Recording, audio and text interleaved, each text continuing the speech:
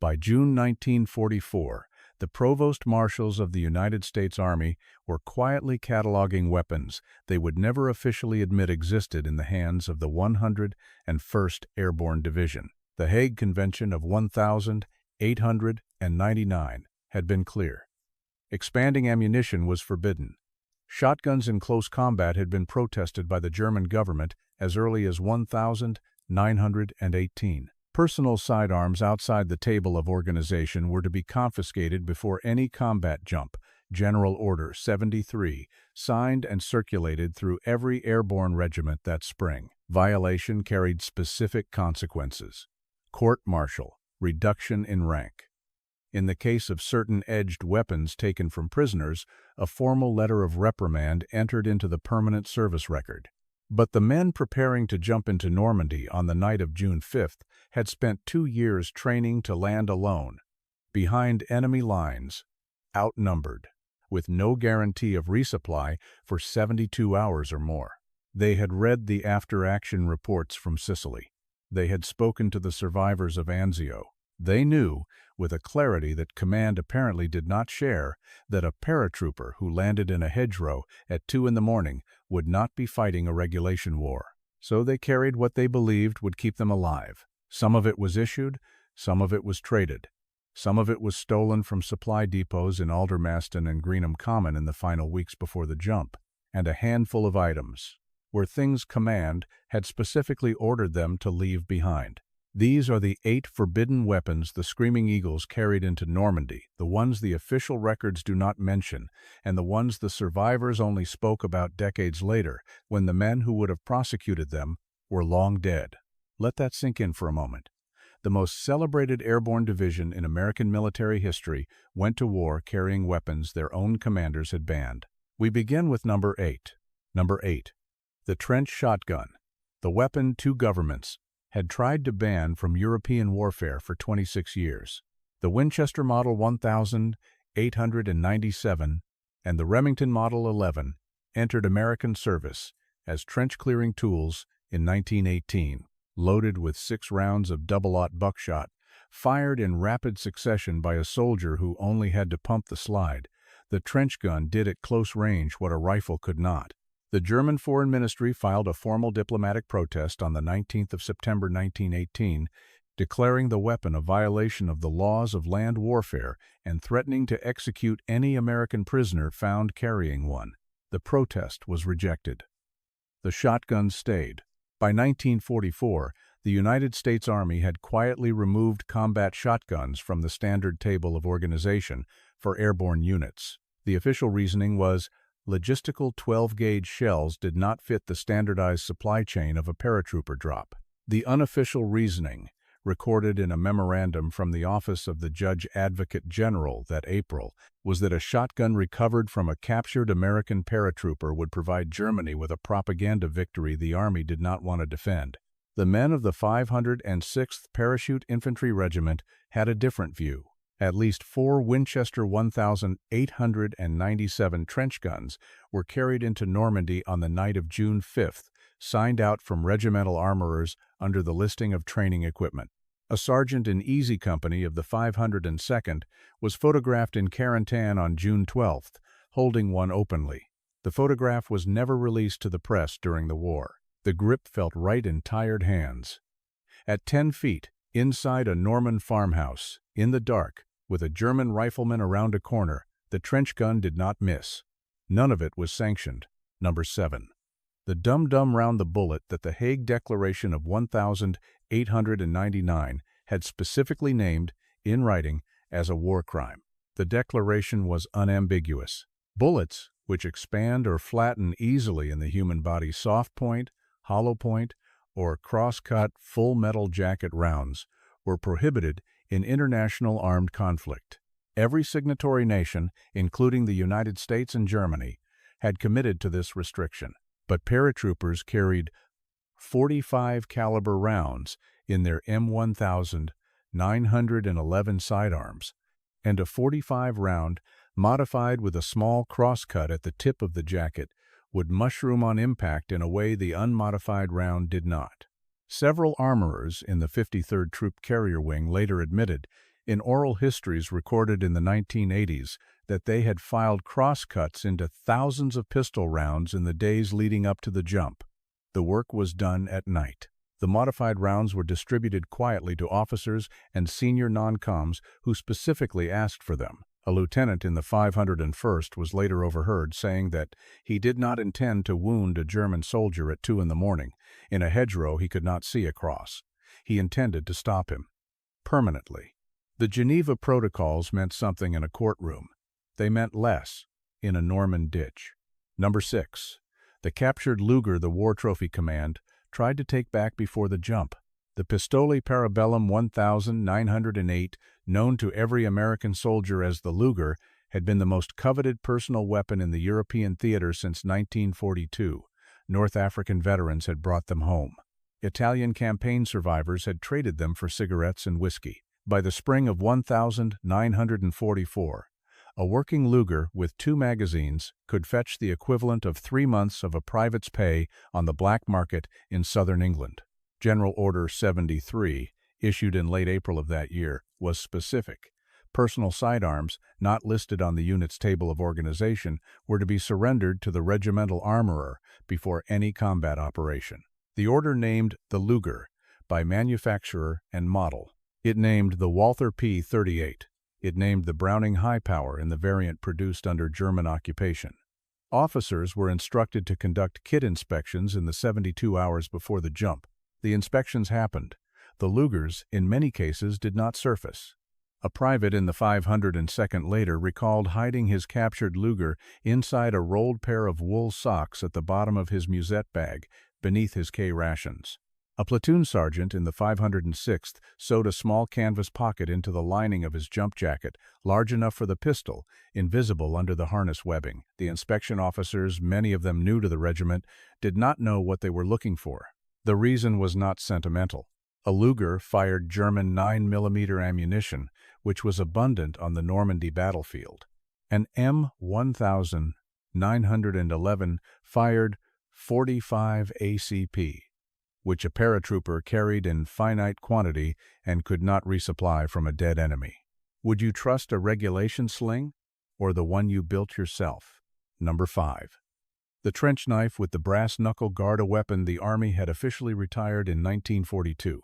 The Mark I trench knife, issued in 1918, combined a 7-inch double-edged blade with a cast bronze knuckle handle. It was designed for the close work of the Western Front trenches, a weapon to be used in darkness, in mud, when a rifle was too long and a bayonet too slow. In 1942, the Army declared the Mark I obsolete. It was replaced in the standard kit by the M3 trench knife, which had a simpler stacked leather handle and no knuckle guard. The official reasoning was that the bronze knuckle added weight without combat utility. The unofficial reasoning, recorded in correspondence from the Ordnance Department that year, was that the knuckle guard had been determined by the Judge Advocate General to potentially violate the spirit of Hague restrictions on weapons designed to cause unnecessary suffering. The Mark I was withdrawn. It was not destroyed. Thousands of the older knives remained in regimental stores, supply depot back rooms, and the personal lockers of senior non-coms who had carried them through training. In the weeks before D-Day, men of the 101st traded for them. A corporal in the 327th Glider Infantry was documented carrying one openly at Saint-Mer, Église, on the morning of June 6th. The Army's own combat photographer captured the image.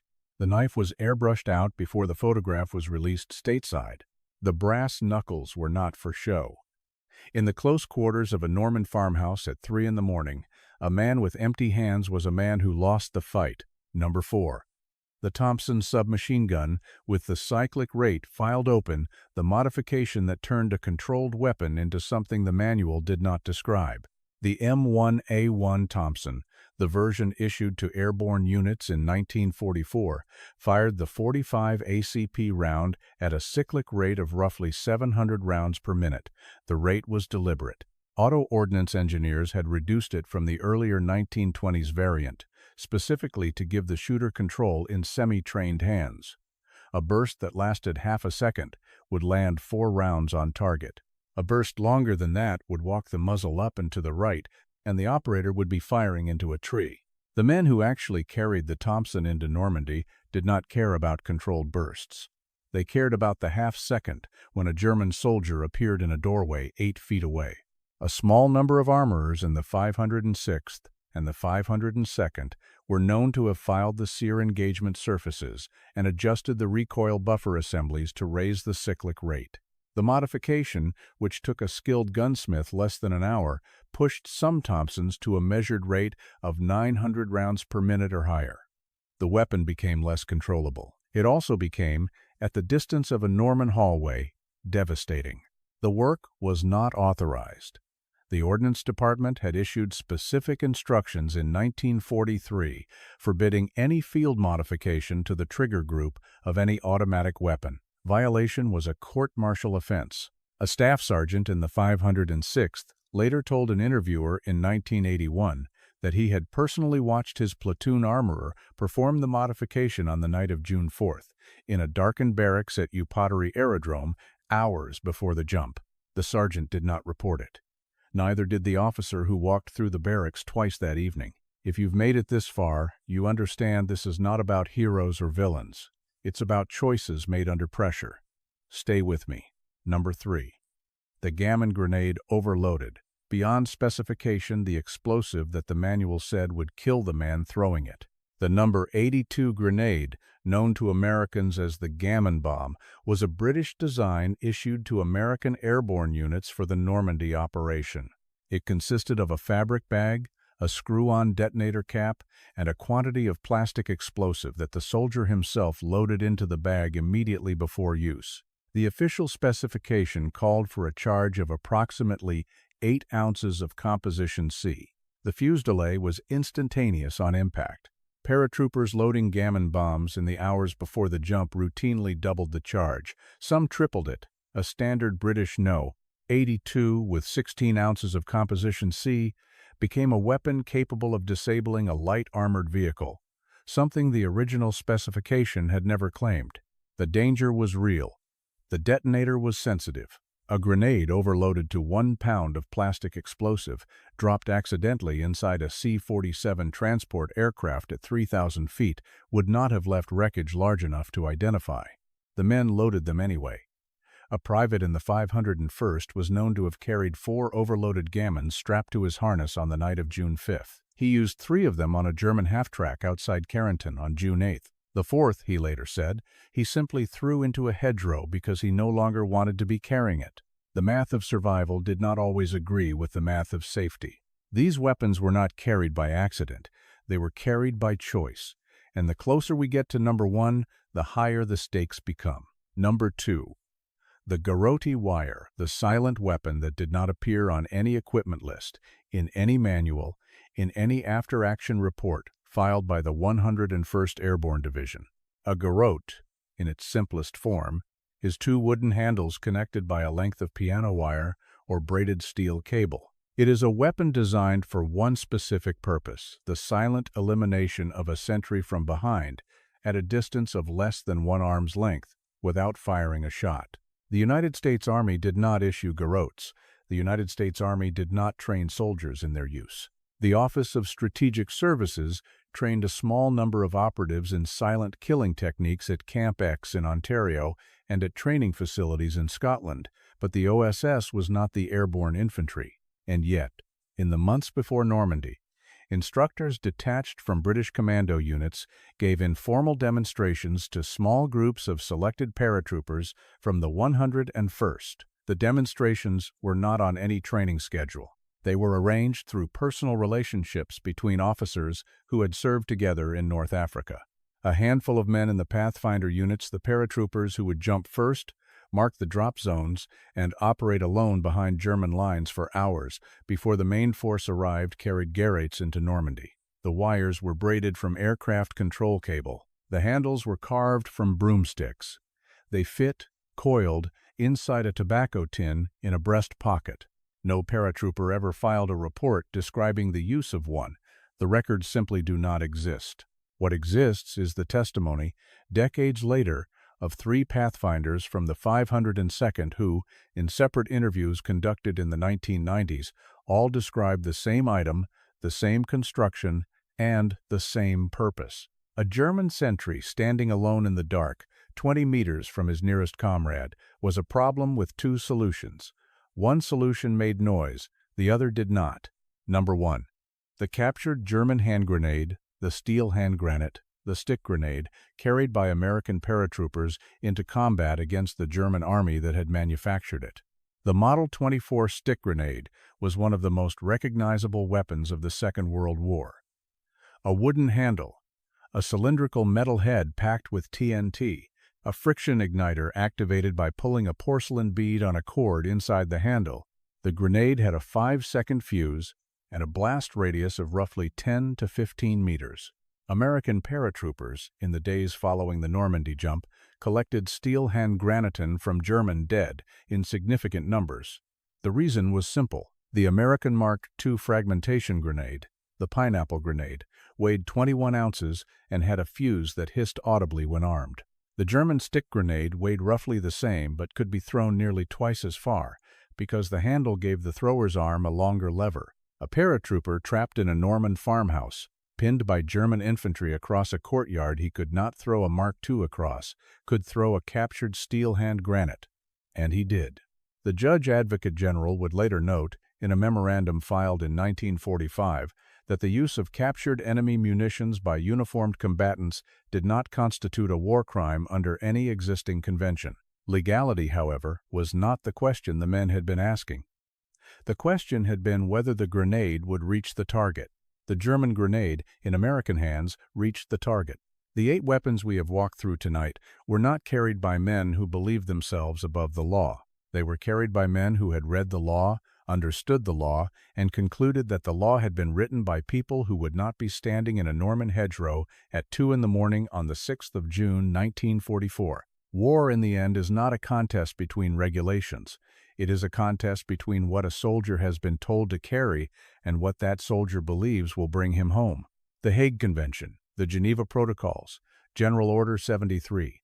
These were documents drafted in quiet rooms by men in clean uniforms.